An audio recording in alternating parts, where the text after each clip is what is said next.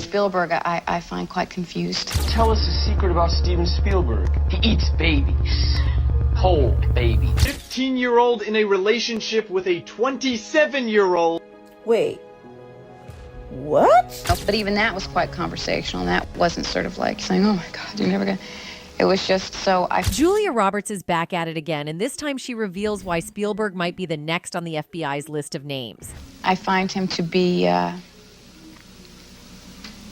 unfortunately, not as good at remembering the time that we spent together. The iconic actress has reignited her long-standing feud with none other than Steven Spielberg, and people are connecting it with Diddy's recent arrest. Other names are going to come up. Sean will talk. That's why Jay-Z is running. That's why Jay-Z is nervous. Rumor has it she's dropped some bombshell claims that could put the legendary director in some hot water.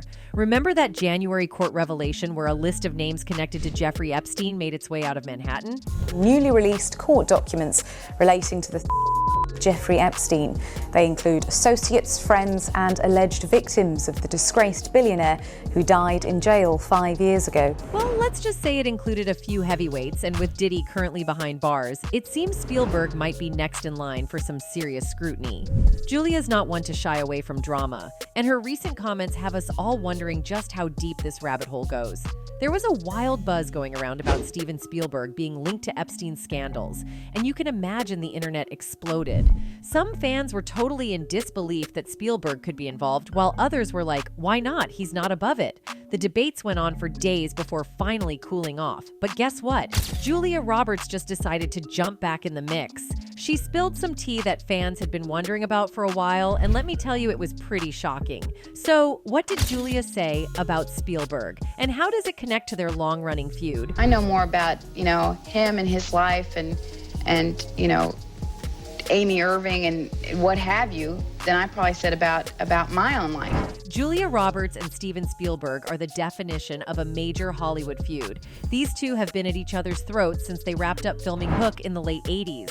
Spielberg had some serious complaints about Roberts' behavior during the shoot, saying she was often unprofessional and struggled to take direction. But it wasn't just about the movie. Roberts was dealing with her own drama. She was in a messy relationship with her co-star Kiefer Sutherland. They were engaged and set to tie the knot just a day after Hook wrapped. But things went south when Julia caught Kiefer cheating, and she ended up calling off the wedding. It wasn't what she wanted to do in the end. And I think it took a lot of courage, in amongst all of that other stuff, to be able to say, I can't do this. Spielberg could tell that Julia's rocky relationship with Kiefer was impacting her work vibe, and he didn't hold back about it in an interview with 60 Minutes. He admitted, "It was not a great time for Julia and I to be working together." Roberts was really hurt by his comments because she had opened up to him on set and was genuinely trying to keep things professional. In a Vanity Fair interview, she fired back at Spielberg for not standing up for her when people called her difficult to work with. She said his remarks really stung and even labeled him a turncoat. "I saw that, and my eyes popped out of my head. I couldn't believe that this person I knew and trusted was actually hesitating to come to my defense." She also granted an interview where she claimed that Spielberg had a vague and unreliable recollection of what actually transpired on the movie set in the late 1980s. Steven Spielberg, I find quite confused in his recollection of me. With the spicy dynamics between these two Hollywood heavyweights, it was only a matter of time before someone asked Julia Roberts what she thought about Steven Spielberg being linked to that alleged Epstein list. You know how journalists are. They're always on the lookout for juicy stories and will jump at any chance to stir the pot, especially when it comes to celebrity relationships. So, when Spielberg's name popped up, they couldn't wait to get a quote from Roberts. And she didn't hold back. She basically hinted that Spielberg might have some dark and creepy passions going on, way creepier than anything we usually see in his films. I'm not even going to talk about Spielberg. Steven Spielberg is a... Recently, some documents from the filming of Indiana Jones have resurfaced, and let me tell you, the details are pretty alarming. They show Steven Spielberg in a pre-production meeting with his buddies George Lucas and Lawrence Kasdan, brainstorming the character of Indiana Jones. But here's the twist. It seems there's a creepy side to the story. They talk about how an 11-year-old female character meets and falls in love with Indiana Jones, which definitely raises some eyebrows. George Lucas says, I was thinking that this old guy could have been his mentor. He could have known this little girl when she was just a kid, had an affair with her when she was 11. Then another person replies, and he was 42. Lucas continues, he hasn't seen her in 12 years. Now she's 22. It's a real strange relationship. Then Spielberg joins the chat and says something very creepy. She had better be older than 22. Lucas replies, he's 35, and he knew her 10 years ago when he was 25 and she was only 12. It would be amusing to make her slightly young at the time. The three men went back and forth over the matter, with one suggesting that the girl should rather be the one throwing herself at Jones than the other way around. They even considered bumping up the age to around 15 years, but not further than that, or the story could lose its edge. They explained that 15 was the best age to peg the girl, and that when she last met Indiana Jones, she came on strongly to him, and the two engaged their carnal desires. A lot of fans were totally grossed out when they found out about how messed up Spielberg and his crew were during the early days of Indiana Jones. Like, seriously, who thought it was cool to make a young girl hook up with an older guy just to make the movie edgier? But hey, it's Hollywood, right? That place where all the shady stuff happens, where big shots use young, eager talents to satisfy their creepy cravings. It's messed up. When fans found out about this hair-raising detail from Indiana Jones, their reaction was something like this. 15-year-old in a relationship with a 27-year-old. Some fans think it's just art and that it doesn't really reflect the personal lives of these guys, which could be true. But let's be real, movies often mirror society, right? So maybe Spielberg and his crew were into some weird stuff that crept into their films. If you think Spielberg's thing with young characters and older ones was just a one-off, think again. There's chatter that during Jurassic Park, he got pretty cozy with Ariana Richards. Word has it he sent her caregiver away so they could have some alone time in her hotel room, supposedly to go over lines. The source claims that Spielberg put her in some uncomfortable situations that really messed with her head. Unfortunately, that first night was just the start of a series of bizarre encounters, with Spielberg allegedly taking advantage of Richards. She's reportedly been in therapy for years and refuses to discuss the movie or give interviews. It seems like she's done with Hollywood and wants nothing to do with any Spielberg tributes. After Jurassic Park, she did a few more films, but eventually left Hollywood for good. Now, she's a painter, finding peace and expression through her art. Maybe that's her way of coping in therapy. I get really inspired to paint portraiture, I would say, is my very favorite thing. Ariana left acting to escape years of mistreatment from industry gatekeepers who should have known better. One of those figures was Polish director Roman Polanski, who, interestingly, is friends with Spielberg. Not to jump to conclusions, but you know what they say. Birds of a feather flock together. Polanski, like Spielberg, has a troubling history of accusations regarding inappropriate behavior towards young women. On March 10, 1977, Polanski, then 43 years old, was arrested in Los Angeles on multiple charges involving Samantha Gailey, now Geimer, who was just 13 at the time. The charges included unlawful intercourse with a minor, drugging, sodomy, lewd acts on a child under 14, and providing a controlled substance to a minor. Initially, he pleaded not guilty to all the charges, but later he accepted a plea deal that resulted in the dismissal of the more serious charges in exchange for a guilty plea to unlawful with a minor. Yeah, when he wanted to get into jacuzzi, I knew I was in trouble. Like, wait, this is not what he's supposed to be doing. After undergoing a court-ordered psychiatric evaluation and being placed on probation, Roman Polanski fled from justice in February 1978. He left the United States for England and subsequently France, just hours before his scheduled sentencing. Polanski has since resided mainly in France and has avoided traveling to countries where he might face extradition to the United States. On March 10, 1977, Roman Polanski faced 6 charges related to the drugging of 13-year-old Samantha Jane Gailey, now Samantha Geimer. The charges included unlawful intercourse with a female under 18, by use of drugs, perversion, sodomy, lewd, and lascivious acts upon a child under 14, and furnishing a controlled substance to a minor. Eventually, Polanski pleaded guilty to a lesser charge of unlawful intercourse with a minor. According to Geimer's testimony to the grand jury, Polanski had asked her mother, a television actress and model, if he could photograph Geimer for the French edition of Vogue, which he was guest editing. Her mother agreed to a private photo shoot. Geimer later testified that she felt uncomfortable during the first session. where she posed topless at Polanski's request and was hesitant to participate in a second shoot, but ultimately agreed. This second shoot took place at actor Jack Nicholson's home in the Mulholland area of Los Angeles. At the time of the crime, Nicholson was away on a ski trip in Colorado. His girlfriend, Angelica Houston, was there but had left the house, only to return while Polanski and Guymer were still inside. Guymer recalled that Houston became suspicious of what was happening behind the closed bedroom door and started banging on it, but left when Polanski assured her they were just finishing up the photo shoot. Guymer later said, "We did photos with me drinking champagne. Toward the end, it got a little scary, and I realized he had other intentions. I knew I was not where I should be, but I just didn't quite know how to get myself out of there." In a 2003 interview, she recalled that she began to feel uncomfortable after he asked her to lie down on a bed and described how she attempted to resist. "I said, no, I don't want to go in there. No, I don't want to do this. No." And then I didn't know what else to do, she stated, adding, "We were alone and I didn't know what else would happen if I made a scene. So I was just scared, and after giving some resistance, I figured, well, I guess I'll get to come home after this."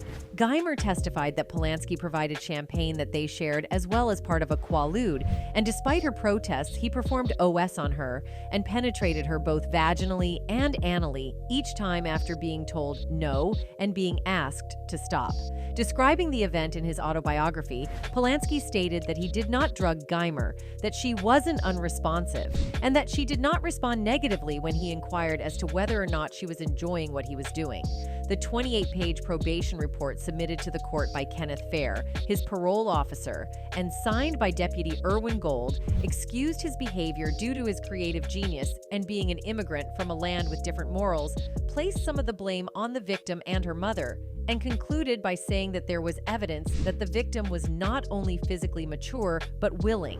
The officer's report also quoted two psychiatrists' denial of Polanski being a P or S deviant. Claiming to protect Guymer from going through a trial, her attorney arranged a plea bargain. Polanski accepted, and as part of the agreement, the 5 initial charges were dismissed. Instead, he pleaded guilty to the lesser charge of engaging in unlawful sex with a minor. Under the terms of the plea deal, Roman Polanski was initially ordered to report to a state prison in California for a 90-day psychiatric evaluation. However, he was allowed to postpone this to finish filming a project in Europe. While he was in Europe working on the 1979 remake of Hurricane, he was spotted at Oktoberfest in 1977, surrounded by young girls and beer jars. That's the moment. Then I realized something was wrong. I was frightened.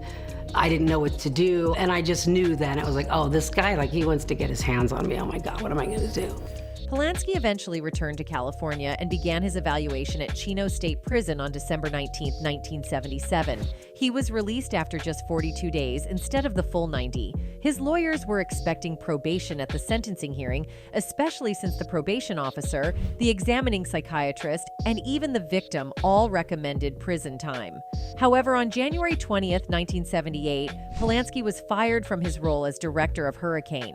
Regarding the proposed sentencing, Judge Lawrence J. Rittenban reportedly hinted to Polanski's attorneys that he intended to send the director to prison and order his deportation. According to the 2008 documentary Roman Polanski, Wanted and Desired, Deputy District Attorney David Wells showed Judge Rittenban photos of Polanski at a party in Munich with young girls, suggesting that Polanski wasn't taking the charges involving the 13-year-old seriously. This interaction would be classified as ex parte communication, since Wells was not officially part of the case, but had ties to the state of California. Faced with the looming threat of imprisonment and deportation, Polanski made the decision to flee the United States, heading to England and becoming a fugitive from justice. Regarding the proposed sentencing, Rittenban said, "On January 30th, Mr. Dalton and Mr. Gunson came to my chambers to discuss Polanski's psychiatric report. I told them that I had carefully read it and that I felt it was superficial, replete with many inaccuracies and factually unsupported conclusions, and was conspicuous more for what it failed to report than what it did report. I believe I used the word whitewash. I stated that there was absolutely no mention in the report of any discussions which the counselors and psychiatrists at Chino had with Mr. Polanski relating to the serious and aggravated charges of rape by drugs and alcohol, sodomy, and oral copulation of the 13-year-old victim. I believe I pointed out to them that a statement in the report that throughout the experience with the victim, Mr. Polanski seems to have been unaware that he was involving himself in a criminal offense, an isolated instance of naivete, unusual in a mature, sophisticated man, was one of the most fatuous statements in a diagnostic report that I have ever read. I told Mr. Dalton that I did not propose to follow the recommendations, which were for straight probation without any additional time in custody. And the saddest part? All the Hollywood executives rallied to Roman Polanski's defense at the time. Back then, most people didn't really question why his colleagues were so quick to support him. But with what we know now about the dark side of Hollywood, many fans totally get why those execs were falling all over themselves to back their colleague. Later on, fans found out that the judge had initially intended to give Polanski a whopping 50-year sentence for his crimes. However, he reportedly changed his mind after a meeting with Polanski's lawyer in chambers.